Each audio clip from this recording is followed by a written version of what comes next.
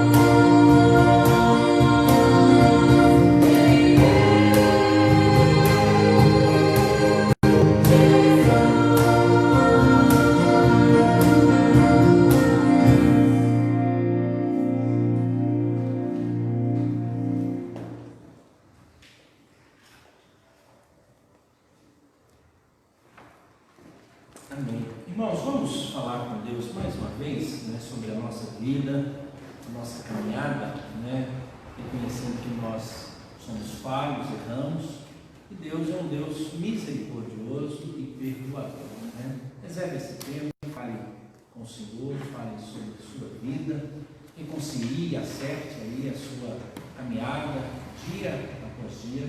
Nós temos essa necessidade. Fale com o Senhor nesse momento.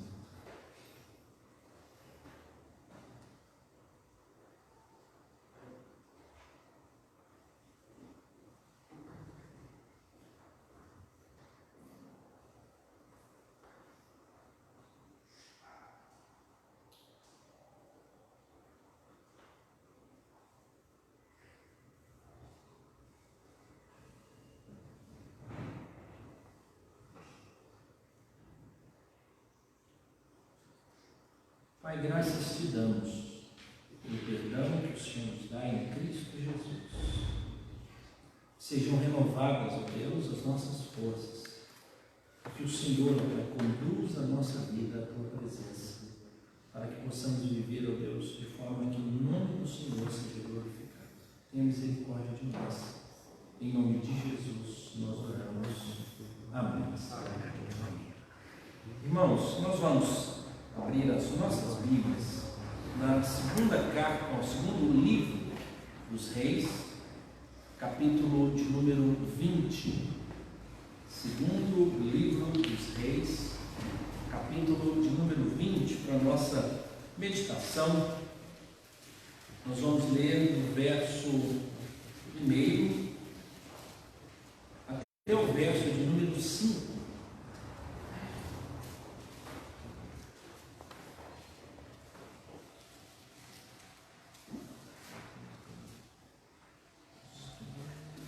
Então, segundo livro dos Reis, capítulo de número 20, do verso 1 até o verso de número 5. Diz assim a palavra do Senhor. Naqueles dias, Ezequias adoeceu de uma enfermidade mortal. Veio ter com ele o profeta Isaías, filho de Amós, e lhe disse: Assim diz o Senhor, põe em ordem a tua casa, porque morrerás e não viverás. Então virou Ezequias o rosto para a parede e orou ao Senhor, dizendo: Lembra-te, Senhor, peço-te de que andei diante de ti com fidelidade, com inteireza de coração, e fiz o que era reto aos teus olhos, e chorou muitíssimo. Antes que Isaías tivesse saído da parte central da cidade, veio a ele a palavra do Senhor, dizendo: Volta e dize a Ezequias, príncipe do meu povo, assim diz o Senhor, Deus de Davi teu pai: ouvi a tua oração e vi as tuas lágrimas. Eis que eu te curarei. Ao terceiro dia subirás à casa do Senhor. Vamos orar mais uma vez? Deus, muito obrigado pela tua palavra. Que o Senhor fale ao nosso coração e que sejamos, ó Deus, ricamente abençoados, direcionados e consolados, ó Deus, nessa noite, por meio da tua palavra. Em nome de Cristo Jesus nós oramos. Amém. Amém. Irmãos, esse episódio, da história do povo de Israel, e na parte em que conta a história dos reis de Israel, nós encontramos então essa realidade. Tanto que a discussão é sobre essa questão da morte ou não de Ezequias, dos 15 anos que Deus deu a Ezequias depois que ele orou, Eu não vou me deter nas explicações desse item, então eu acredito que você já tenha ouvido muitas explicações. Uma frase para mim é suficiente. A narrativa bíblica que temos, ela tem uma visão humana e não a visão celeste aqui. Ou seja, Deus sabe todas as coisas e Ele tem controle sobre todas as coisas. Nós vamos além, Deus é quem determina todas as coisas. E nós não temos força para impedir aquilo que Deus determinou. O que nós vemos é o lado de cá. O recado foi esse: você vai morrer. Daí a pouco ele volta e diz: não, você não vai morrer, você ganhou 15 anos. E a gente sabe que os 15 anos eles foram muito tristes para Ezequias, né? Aí alguém pergunta, por que Deus então? Deus tem planos. Então, no olhar de Deus, Ezequias morreu no momento certo. No nosso olhar, Deus interferiu nessa história, né? Como a gente está narrando aqui, a hora, não, você muda e vai ter propósito. Ou seja, é Deus quem dá a vida e quem tira a vida. O horário e o momento é dele, ele tem controle sobre essas coisas. Mas eu gostaria que nessa narrativa nós pudéssemos encontrar Deus falando com Ezequias e como ele agiu e como pode ser útil esse Deus nesse tempo e nos dias em que nós vivemos, onde existe uma preocupação geral sobre como eu devo me prevenir para que eu não morra. Esse é o assunto dos nossos dias. Então a gente está lutando contra a morte, mas o foco não é não morrer, mas nós estamos celebrando a vida, nós estamos cultuando ao Deus que dá vida, e nós gostaríamos muito de ver a ação de Deus sobre as nossas vidas. E quanto à realidade daquilo que Deus faz, pode trazer tranquilidade ao nosso coração. Então nós vamos olhar para o texto com essa ótica, a intervenção de Deus na vida de Ezequias, de forma maravilhosa, e como esse Deus também pode, ou já interferiu na nossa história, e como é que nós receberíamos uma notícia triste como essa, se por acaso um de nós pudéssemos passar por esta situação. Nós não sabemos, né? Nós sabemos que uma hora, um dia vai chegar a nossa vez, né? Então, primeiro, o texto fala sobre o Deus que enviou um profeta. Esse profeta é Isaías. Isaías não foi um profeta muito querido lá do povo de Jerusalém, de Israel, né? Por quê? Isaías tinha um ministério muito difícil.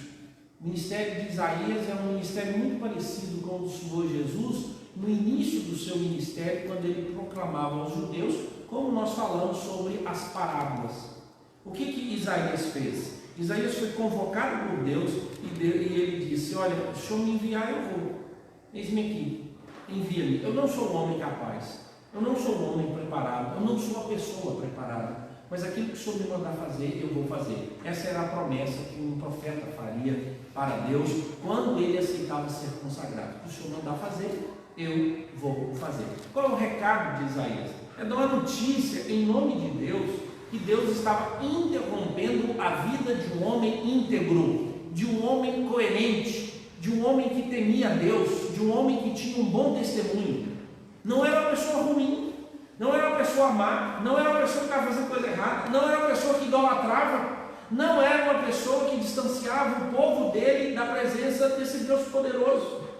E aí talvez alguém pudesse perguntar assim: mas que história é essa? Por que Isaías vai dar um recado desse para Ezequias, numa situação dessa, para Ezequias, numa situação dessa? E a gente acha que a morte só vem para quem é ruim. Já tem um ditado aí, né, que contradiz isso, que vaso quebra, qual vaso ruim? Entendeu, né, a história? Então, qualquer um de nós, chegou o nosso tempo, Deus vai mandar o anjo dele. A hora, e não adianta, é Deus quem tem controle. Então, esse Isaías não era um profeta querido. Por quê? Porque ele recebeu o ministério dos ouvidos tapados. Isaías pregaria, mas ninguém daria ouvido. Por quê? Porque eles não estavam rejeitando Isaías, eles estavam rejeitando a quem? A Deus. Então, quando você lê o livro de Isaías, você vê o povo andando. Chegou o ponto de Deus fazer uma pergunta assim para o povo dele por meio de Isaías: quem vos requereu os só pisares no meu templo? Obviamente, irmãos, qualquer pessoa que lê a Bíblia sabe que foi Deus que requereu. Quem é que nos chamou para o templo, especialmente no Antigo Testamento? Quem é que convocava o povo para levar sacrifício, levar oferta? É o próprio Deus. Mas ele diz: mas do jeito que vocês vêm, eu não quero não. Aí é diferente, assim. Então Deus qualificaria também aquelas pessoas. E aí Isaías sabia que ele não era qualificado. E no ano da morte do rei mais importante que houve em Israel, naquela geração, que era o rei Uzias. quando Isaías vai ao templo e ele tem uma visão de Deus.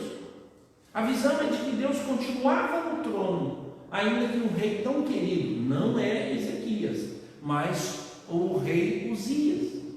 Então a frase que nos faz lembrar Isaías é essa: no ano da morte do rei Uzias, o Senhor estava sentado sobre um alto e sublime trono. Ou seja, quem é que governa Israel? A história não é dos reis de Israel, a história não é dos profetas de Israel, a história é do Deus de Israel, esse que governa todas as coisas, esse que pode todas as coisas, esse que tem controle sobre todas as coisas, estava desgostoso da sua nação, porque essa nação não o adorava. Tanto é que ele chama o povo, o capítulo 5 é o ápice de quanta maldade havia no coração do povo de Israel, que não considerava quem era Deus. Por isso então Isaías fez um papel muito difícil.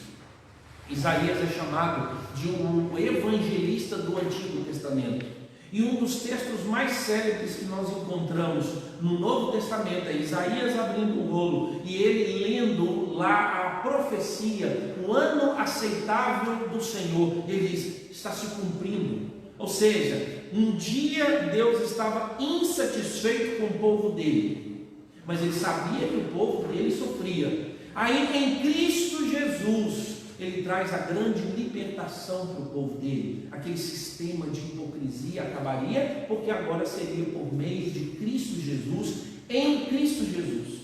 O segundo texto muito mais lido e de grande conhecimento nosso, que é Romanos capítulo de número 10, que fala sobre a proposta de como o Evangelho deve ser pregado a outras pessoas. O apóstolo Paulo defendendo o seu ministério. Ele sai do capítulo 9 falando sobre a eleição.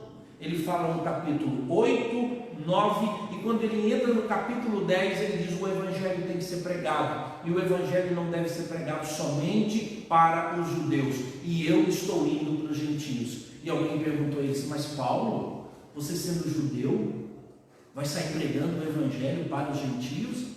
Como ouvirão se não há quem pregue? Como crerão se não ouvirem? Eu preciso falar de Jesus. E aí a turma disse assim: mas e os judeus? Você é judeu, você tinha que voltar e contar sobre o Messias. Aí ele diz assim no verso 16, que a gente sempre lê o capítulo 10 até o verso 15. Essa é a nossa prática. Lembra que eu falo que quando a Bíblia foi dividida em capítulos e versículos, com todo o intuito para nos ajudar, deixa a gente um pouquinho preguiçoso, porque a gente não sabe o que está no verso 16, mas a gente lembra o 15. O 15, a gente se conformosos são os pés daqueles que anunciam coisas boas. Mas Paulo está falando o seguinte: o meu pé é formoso porque eu vou pregar para gentio, porque eu não vou perder tempo pregando para judeu. Sabe por quê? Que Isaías pregou. Olha a frase: quem deu ouvido à minha pregação? Ninguém quis ouvir. Ou seja, Paulo está dizendo assim: eles já ouviram, não vão voltar. O povo de Israel já ouviu de Isaías, ouviu de Jesus: eu sou chamado para pregar para os gentios. Depois você leia no verso 16 em diante. Ou seja, o povo de Israel já havia ouvido esse evangelho. Por isso, então, irmãos, você tem uma característica aqui de um profeta que não era muito querido, ainda que ele fosse evangelista. E lembre-se disso: as pessoas que proclamam a verdade, que proclamam o evangelho, não são pessoas tão queridas.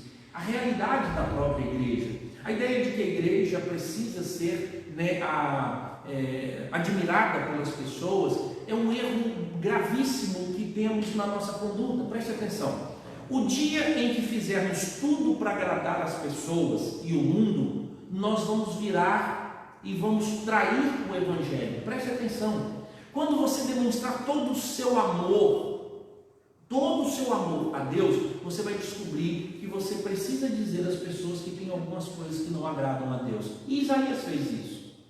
No fim, irmãos, a história, pelo menos a história sobre a história do povo de Israel, narra que Isaías foi cerrado ao meio pelo povo de Israel.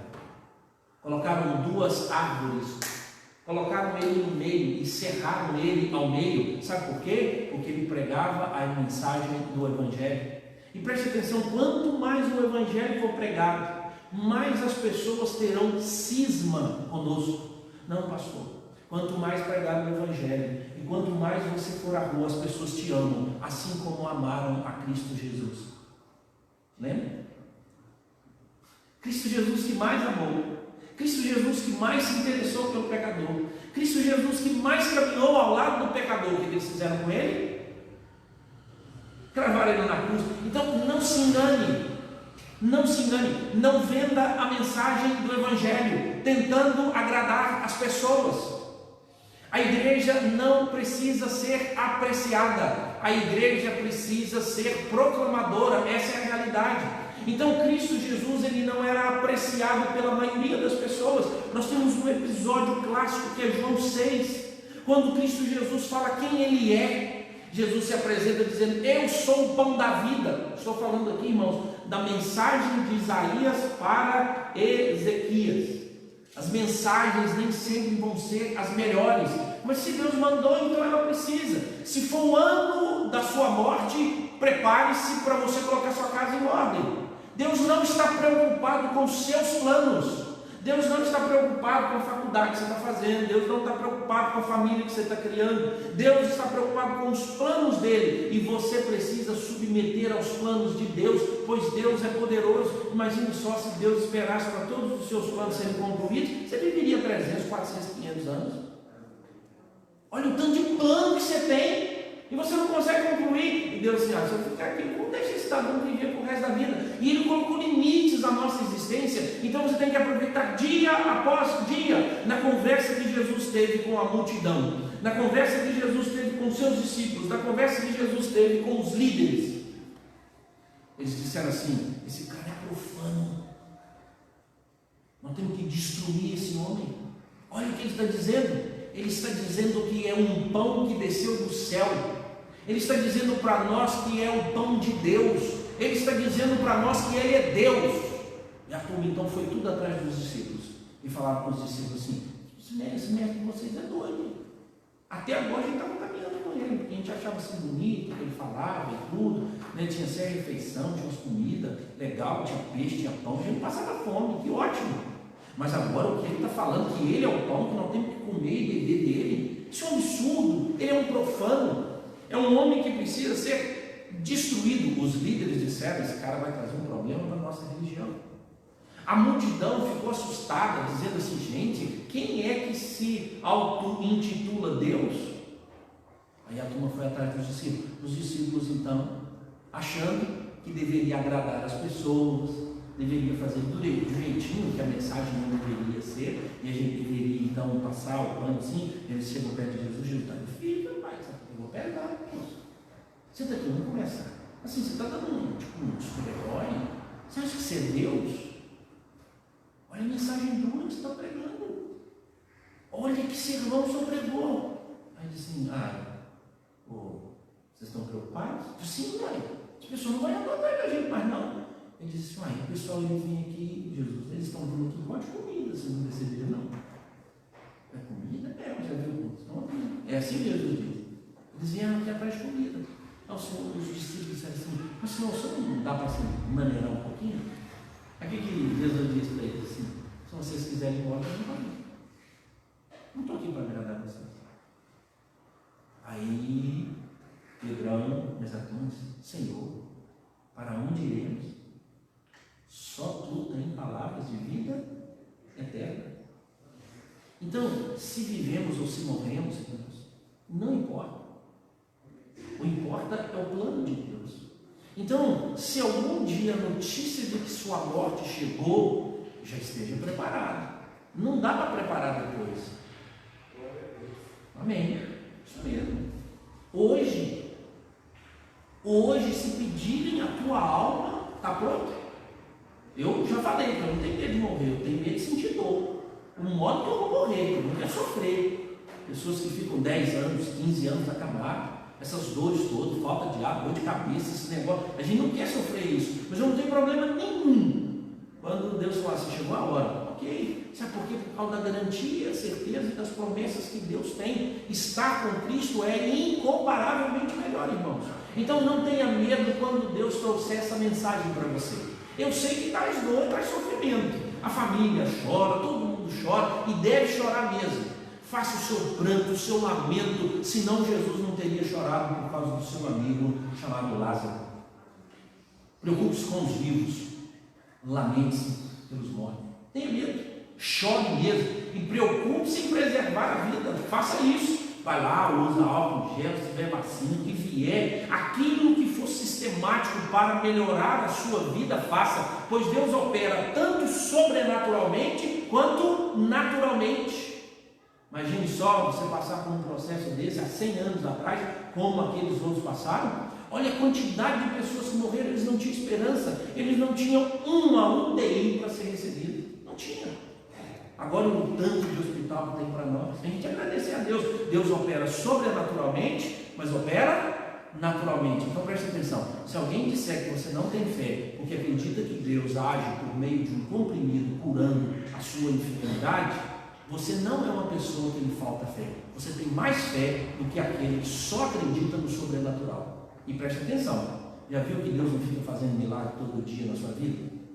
Já viu que o trabalho é fruto, que a renda que você tem é fruto do esforço, mas que Deus te deu? Imagine só, se Deus, quando eu voltar para cá, só põe lá uma cesta cheia de comida. E quando eu acordar, eu já tomei meu banho. E quando eu levantar, minha família está toda ok. Deus não fica fazendo isso todos os dias. Milagres, irmãos, são excepcionais. Então acredite no sobrenatural de Deus, mas contente-se com o natural de Deus. Olha quantas coisas naturais estão a nossa mercê por causa da obra de Deus. Isso é acreditar mais em Deus. Então, se você só acredita em milagre, que Deus só pode fazer milagre, você precisa acreditar no natural, no arroz com feijão, que às vezes você fica esperando picanha, estrogonofe. E tem gente, irmãos, que vai passar a vida toda e ele não vai experimentar alguns milagres de Deus. Ele escuta as pessoas contando assim: meu marido converteu, ele era um homem violento, beberrão. E a irmã fica assim: oh Deus, que dia que vai ser o meu? A outra vem e diz: olha, meu filho sofreu um acidente, e aconteceu isso, aquilo, outro, e Deus preservou. E ela disse: oh Senhor, o Senhor levou o meu semana passada. Tem gente que não vai experimentar isso. Tem gente que vai experimentar a morte antes, mas eu preciso entender que Deus está no controle de todas as coisas. Nada acontece por acaso. Deus tem controle. Então acredite nesse Deus, e é esse Deus. E esse Deus, então, interage na vida de Ezequias de uma forma maravilhosa, Deus. Você tem o Isaías, que fala duro, e não tem problema nenhum em dizer: você vai morrer, vai morrer. Talvez alguém dissesse: que isso, rapaz, você é um profeta do caos, palavra do diabo, está amarrado em nome de Jesus. Mas vai morrer. Deus que mandou. Então entenda, irmãos, Deus tem controle sobre todas as coisas. Nós podemos fazer projetos, mas a resposta certa vem dos lábios do Senhor. Por isso nós louvamos a Deus, porque sabemos que é Ele quem cuida de nós. Mas irmãos, eu queria trazer algo para a sua existência. Não é existencialismo, mas é existencial. Olha o que aconteceu com Ezequias na relação com esse Deus. Ele diz assim, verso 3: esse homem foi orar, falar com Deus. O verso 2 diz assim: então virou Ezequias o rosto para a parede e orou ao Senhor, dizendo. Então, irmãos, nesses dias que a gente não sabe o que vai acontecer, como diz o hino, não sei se bem ou mal é destinado a mim. Ou seja, não sei se saúde, uma gripe, não sei se isso, eu não sei. O que Ezequias fez depois de receber uma notícia dessa, com exatidão, onde foi orar? Ele não foi reclamar, ele não foi praguejar, ele não foi festejar, ele não foi inventar história, mas o texto diz que ele foi enchido de tristeza. Ele disse: acabou, meu Deus. Tanto que a ordem de Isaías é: põe em ordem a tua casa. Aqui, irmãos, põe em ordem a tua casa. O pessoal sempre aplica assim: vai lá ver se você tiver de mal com o seu irmão, vai brigar com o seu marido, se tiver relacionamento bem. É muito comum utilizar esse sermão aqui para mês da família, né? Para poder falar, e a gente sai daqui todo assim. Não, o que ele está falando aqui, irmãos, É a mesma frase que está lá no Salmo 127. Se o Senhor não edificará casa. Casa ali não é residência. Casa ali é um reino. A ideia é essa. Ele disse para Ezequias: é o seguinte, você é um cara que trabalha muito, você vai morrer. Então, você tem uma dinastia, você é um rei, você precisa colocar em ordem o seu reino. Se você precisar mandar carta, manda carta, colocar ordem, colocar gente e tudo, porque Uzias, quando morreu, o povo ficou desesperado.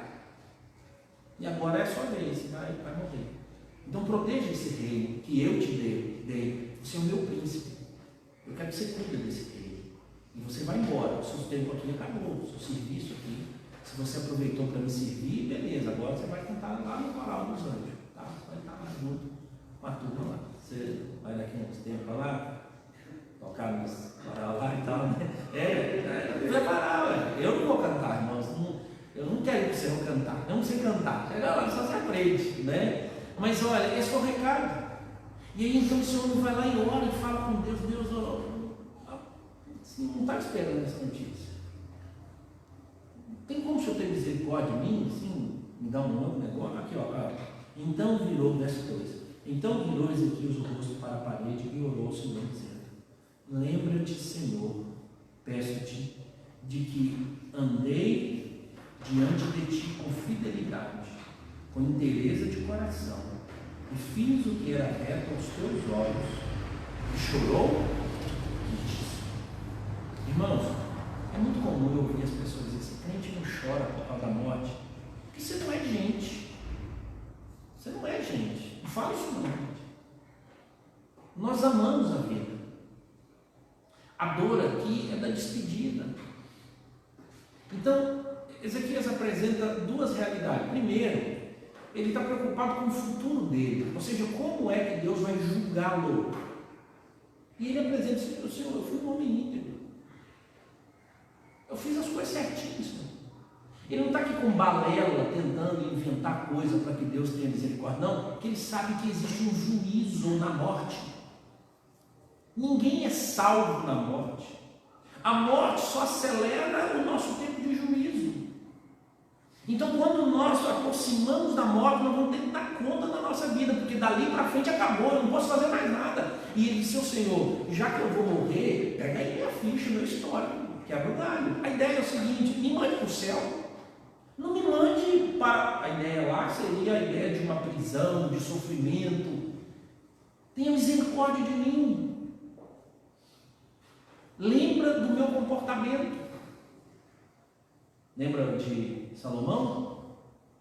Faça o que você quiser na vida, né? Jovem, alegra-te na tua juventude, recreio, faça isso, faça aquilo, do seu coração e tal. Mas lembre-se de uma coisa: Deus pedirá conta de tudo.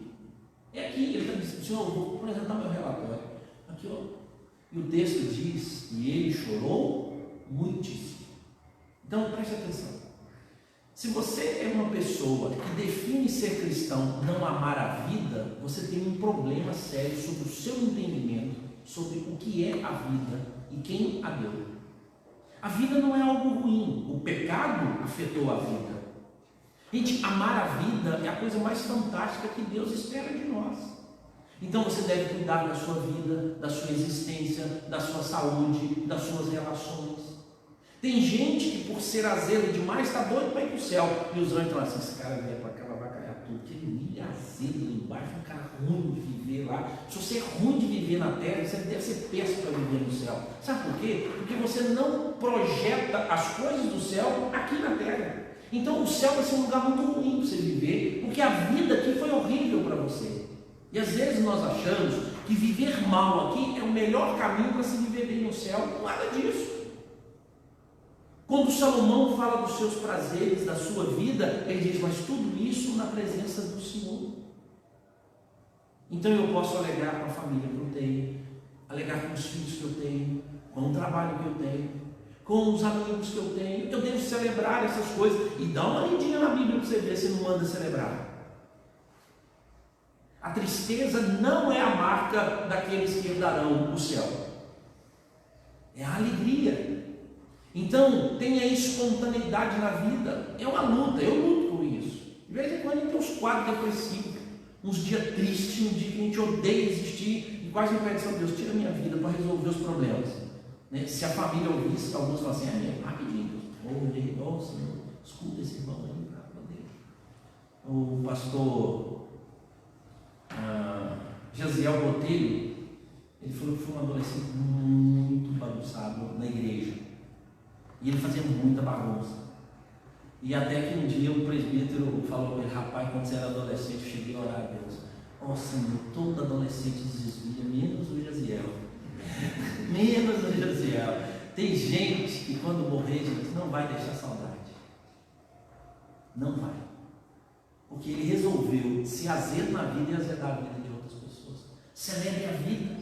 E o texto diz que esse homem chorou pela realidade da dor que qualquer um de nós teríamos diante da dor. Mas pastor, o apóstolo Paulo, irmãos, o apóstolo Paulo estava indo para uma missão. Então quando você morre em uma missão, sem problema nenhum. Conheci uma senhora, e a filha dela me ligou na segunda-feira e disse, minha mãe faleceu. Eu falei, que pena. Situação, como é que foi? Foi a morte mais linda que a minha mãe poderia ter. Aí eu disse, tente imaginar. Ela foi fazer a abertura da escola dominical. Igreja com mais de 300 pessoas. E ela então mandou cantar um hino. E o hino falava do céu. E quando ela direcionou para a igreja, disse, irmãos, bom dia. Para a igreja, irmãos, foi um pavor. Mas para a família, assim, minha mãe morreu onde ela precisava morrer. E eles choraram. Choram até hoje. Mas ela estava numa missão maravilhosa. Então não lembra que vir à igreja é ruim ou estar na igreja. Então Paulo tinha uma missão. E eu vou fazer a mesma coisa. Quando eu morrer, eu tenho pedido a Deus que eu fique no caixão com semblante bom. Você já viu que tem uma ideia de que quem é crente morre com semblante bom e quem não é crente morre com semblante ruim? Ô gente, eu acho que isso é místico. Tome cuidado. Nós não temos garantia para isso. Nem pesquisa do céu. Mas de vez em quando o pessoal chega e fala assim, você viu a cara dele? Mas é assim, pessoa que morre sem Jesus, fica agonia. Ô gente, aí você vê uma pessoa que é feia, a vida toda fica bonita no caixão. É um absurdo. Eu sei que a gente tem essa tendência. Outra, crente não chora. Eu acho que dar escândalo é uma coisa. Aí é um problema já de temperamento. Escândalo. Mas gente, vocês vão ver eu chorar. Parente meu chorando, amigo meu morrendo, vou chorar. Por quê? Porque a gente tem um apego. Eu sei quem é o meu Deus, não tem dúvida nenhuma. Celebre a vida, e esse homem fez isso. Ezequias chora, ele fala com Deus, ele apresenta a história dele. Imagina só, Deus fala que você vai morrer amanhã. O que você vai orar? Sério mesmo? Qual oração que vai fazer? Senhor, Deus do céu, misericórdia, tem piedade de mim, que minha vida foi bagunçada demais. Aí você pega a lista, telefone, tem que reconciliar com fulano. Esse homem não sou o Senhor. O Senhor sabe da minha integridade. Mesmo eu sendo um político, um rei, o Senhor me conhece. Como eu mandei na presença do Senhor. Aí o texto diz que ele virou para a parede e chorou. Verso 4. Diz assim: antes que Isaías tivesse saído da parte central da cidade, veio a ele a palavra do Senhor, dizendo: volta e diz a Ezequias, príncipe do meu povo. Veja que Deus tinha consideração por esse homem, tá? Assim diz o Senhor, o Deus de Davi, teu pai. Por quê? Porque é rei. Então Davi aqui dando a ideia da aliança que Deus tinha. Olha, ouvi a sua oração. Ou seja, o e-mail chegou, deu azul, está lá no WhatsApp, chegou. Segundo, vi as suas lágrimas, ou seja, Deus visualizou, está lá, não estava oculta. Opa! Eis que eu te curei. Respondeu a mensagem, versinho de WhatsApp, assim, tem gente que está esperando a resposta do WhatsApp há muito tempo, né? Já orou, Deus já ouviu, mas está esperando. Oh Deus, quando é que só vai mandar um azulzinho desse aí? Vai mandar uma resposta, tudo. O texto assim: eis que eu te curei.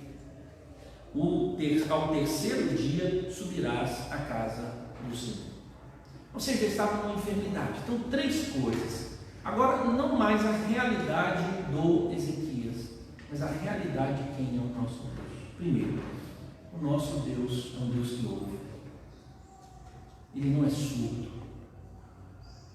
Ele não é surdo para que não ouça as nossas orações. A Bíblia diz que os homens irão a Deus, pois é Ele quem ouve as nossas orações.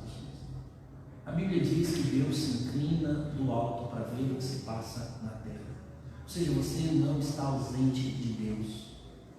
Salmo 139 diz que Deus percorre o universo inteiro para saber onde você está. Ele vê a cada um de nós. Você não consegue se esconder de Deus. Deus não se esconde de você.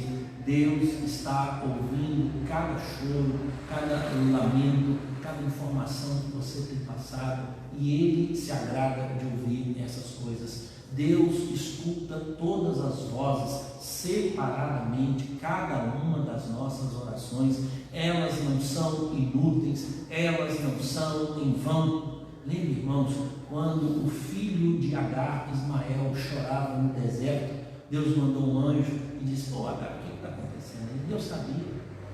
Ouvi o seu menino chorar lá do céu, mandei um anjo aqui, minha filha, fica aqui tranquilo. Eu ouço, eu sei o que está acontecendo. Continua falando, não pare de falar. Nós não temos outra opção. O único que pode ouvir as nossas orações. Segundo, o texto diz assim: vi as tuas lágrimas.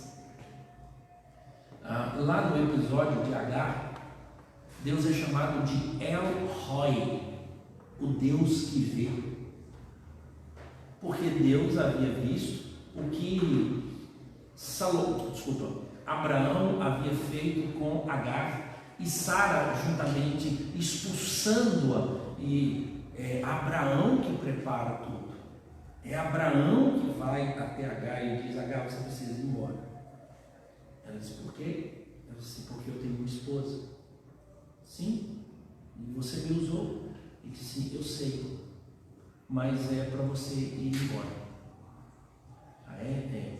E leva o menino, porque esse menino não está dando trabalho aqui. Isaac e Sara, não estou aguentando não. Você está provocando a situação aqui. E o pessoal não está gostando não. Então está aqui pão, está aqui uma botija d'água, sonho. Mas preste atenção, irmãos, para você não se escandalizar, para que você entenda assim que Deus tem controle sobre todas as coisas. Você lê Gênesis 19. Quem mandou Abraão mandar Agar embora? Você acha que Deus nunca faria isso? Deus chamou Abraão e disse: Abraão, está na hora de Agar ir embora. Mas irmãos, se Agar não tivesse ido embora, Ismael não seria quem Deus declarou que ele seria, mesmo contra a nossa vontade. Esse menino vai ser grande, um guerreiro, vai casar e vai ter uma nação enorme. Sabe quem são eles, irmãos? Os islâmicos. Deus faz um negócio que a gente nunca faria, mas Ele faz, do jeito dele. Então, irmãos, Deus vê. Deus não está achando, Deus não está vendo. Ele sabe das suas lágrimas, dos choros. Às vezes a gente não importa com a lágrima, porque a gente está mais preocupado com o motivo. Às vezes a gente vê alguém chorar e a gente quer saber o motivo. Então Deus viu a lágrima de Ezequias, mas Deus sabia o motivo de Ezequias. Qual era a dor de Ezequias? A vida, a existência. E agora, irmãos, viver é um negócio perigoso, não é verdade? É gostoso, mas é montanha russa. Você criou seu menino para ser um herói e não um bandido. Você cuidou da sua filha para que ela pudesse ser a pessoa assim, mais cortejada por todo mundo, e ela avançou assim. Você casou para ser feliz e descobriu o que é que você quer. Você vive numa família onde você gostaria de mudar dela. Assim é a vida. Mas, ao mesmo tempo, Você está lá em cima, às vezes sua mulher é maior que existe no mundo, seus filhos ficaram assim, você nunca ensinou nada, mas os meninos são tudo prendados. A vida é assim, é uma montanha russa. É de surpresa, mas ainda assim a gente prefere viver. Mesmo diante desses esboços todos. De vez em quando tem uns que se rebelam e preferem tirar a própria vida. Sabe por quê? Porque eles amavam tanto viver, que achavam tão ruim viver do modo que vivia, que acharam então melhor deixar de viver. Mas não é que eles não queriam mais viver, é que eles não aguentavam mais a dor e o sofrimento na vida. Eles não conseguiam lidar com isso. Deus sabe cada lágrima que nós temos. Para as mulheres é moleza, estou falando agora para os homens. Se a gente deixasse correr as lágrimas, se a gente se abrisse para isso. Mas desde pequeno a gente aprendeu: menino não, homem não chora. Tem uns homens aí. Esse cara que chorou. Esse cara aqui. Lembra que Davi, quando o filho dele morreu, ele chorou. Lembra que Jesus, quando o amigo dele morreu, chorou. Parece que é característica de mulher chorar. Mas quando eu leio a Bíblia, eu vejo que homens choram. O último ponto. O texto diz: eu te curei. A cura, irmãos, nós precisamos ser muito objetivos. Nem sempre virá. Mas os dois outros processos é muito claro sobre Deus. A resposta da cura depende de Deus. Deus opera com fé e Deus opera sem fé, tá, irmãos? Porque de vez em quando a gente há a declaração que Deus só opera por meio de fé. Nada. Deus opera por meio dos que creem e Deus opera também nos que não creem. É incrível isso. Mas nós vemos um incentivo de Deus para que a gente creia e receba então as promessas dele. Então parece que quem crê está mais na frente do que quem não crê. E aí então nós temos que estimular a nossa vida. Como é que Deus age desse modo? Eu não sei. Como é que uma pessoa pode exercitar sua fé mais do que a outra? Eu não tenho explicação. Mas eu acredito que algumas pessoas têm iniciativa e outras não. E a gente chama isso de fé. Ela acreditou, ela declarou essas coisas para o coração, não por ordem a Deus, mas ela confiou, e a Bíblia diz que pessoas que a gente nunca imaginou ter fé, passaram a ter. Lembra da mulher Sirofenícia? Não era uma mulher judia, não era uma mulher cristã, não crente, era uma mulher que acreditava em outros deuses. Mas ela chega perto do Senhor Jesus e conta a história da filha. E o Senhor Jesus: minha filha, eu não vou dar comida para a sua, ou fazer um milagre para a sua filha, enquanto que eu estou aqui em Israel fazendo milagres aqui e tudo mais. Ela fala assim: mas Senhor, eu acredito até nas migalhas. Olha a fé dessa mulher, maior que a nossa, né? A gente acredita que Jesus pode, porque ele é poderoso. A mulher diz: não, eu acredito no resto. Eu acredito nas vestes, se eu tocar nas vestes, está valendo. Se eu chegar no mesmo ambiente, se a sombra dele passar por mim, está valendo. Se ele der uma palavra só, está valendo. Eu acredito nisso. Tem gente, irmãos, mesmo quando Deus opera milagre, ele não acredita ainda. E essa mulher falou para o Senhor Jesus: Senhor Jesus, é pouco. O poder do Senhor é maravilhoso. Se o Senhor me desse as casquinhas de pão.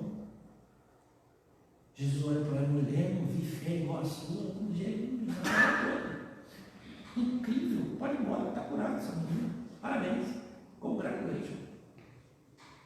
Quase que ele falou: Jesus te abençoe. Tipo, mandando embora, vai para casa, fica tranquila. E a gente achava que essa mulher não tinha fé nenhuma. Lembra do cego? Os discípulos andando com Jesus e tal, o cara dá 2 gritos, Jesus vai lá e cura ele. Deve ter os discípulos lá: se eu soubesse que era só gritar, ele andando já estava, está curado. A gente duvida da existência de um Deus que cura nos mínimos detalhes. E aí então a gente cria a forma: não, se você não acreditar, Deus não opera. E, gente, quantas pessoas oraram sem fé e Deus atendeu? Mas a Bíblia nos incentiva a crer. Sem fé é impossível agradar a Deus, mas os eternos propósitos de Deus.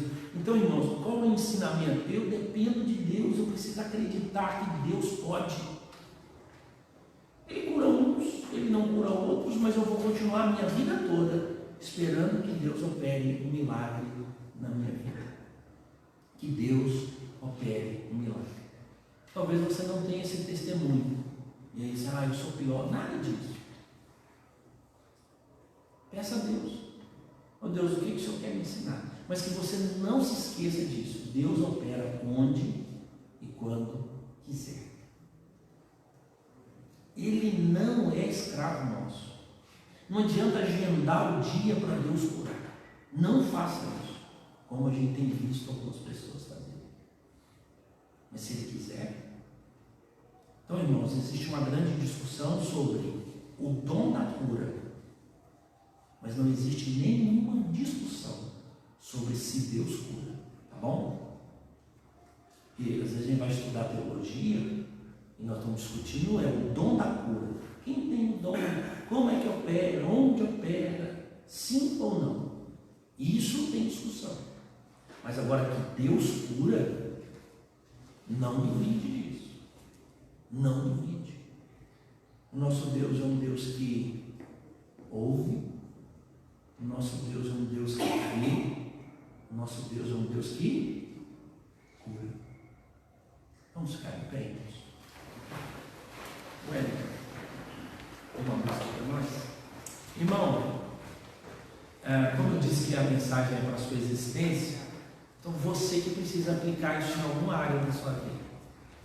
Não sei, pode ser questão física, está morrendo de medo de morrer por causa do corona. Né? Até eu estou. Não estou querendo pecar, não quero fazer esse teste agora. A gente não sabe a hora. Já chorei porque amigos estão partindo.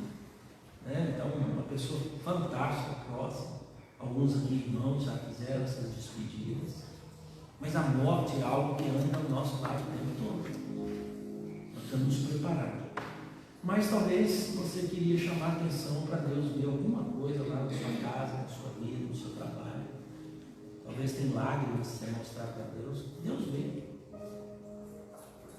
Deus não é insensível. Ele compadece das nossas fraquezas. E Ele pode trazer cura. Né? Quase que a gente canta aqui, se Deus quiser, né? Tem condição de cantar? Né? Tem não, né? Se Deus quiser, tá? Tem não, tem não. Mas se Deus quiser. A gente fala, Deus queira hoje. E conta as histórias para Ele. É Deus que quer. Mas a gente pode falar com Ele, né? Ele fala para a gente falar das nossas ansiedades. Então eu acho que é o momento. Vamos orar? Pedir a Deus. Senhor, o Senhor é quem pode. A Tua palavra diz que o Senhor nos conhece, sabe muito bem quem nós somos. Nós pedimos a Tua misericórdia nessa noite. Oh Deus, que o Senhor veja aquilo que nós temos colocado diante do Senhor. Eu tenho as minhas situações, cada irmão que está aqui, cada irmão que está assistindo e nos acompanhando. Visite, oh Deus, os nossos lares, a nossa vida. Tenha misericórdia, oh Deus, de nós e ouça, oh Deus, as nossas orações. Veja, oh Deus, o que se passa conosco. E, oh Deus, se for da Tua vontade, e pedimos, oh Pai, em nome de Jesus, traga cura, oh Deus, sobre a nossa vida. Em nome dele, o Cristo Todo-Poderoso, que nós oramos. Amém. Amém. E que a graça do Senhor Jesus, e o amor de Deus, o nosso Pai, e as ternas consolações do Espírito Santo de Deus repousem sobre vós, amados irmãos, e sobre todo o povo de Deus espalhado pela face da terra, agora e pelos séculos dos séculos. Amém e amém.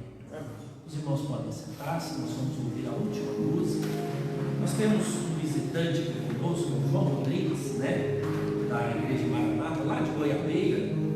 Goiabeira foi muito lá, tá, João? Deus abençoe muito a sua vida. Tá? A gente está aberto aqui para receber novas visitas. Deus abençoe, tá bom? Vamos ouvir então, irmãos. Depois nós estamos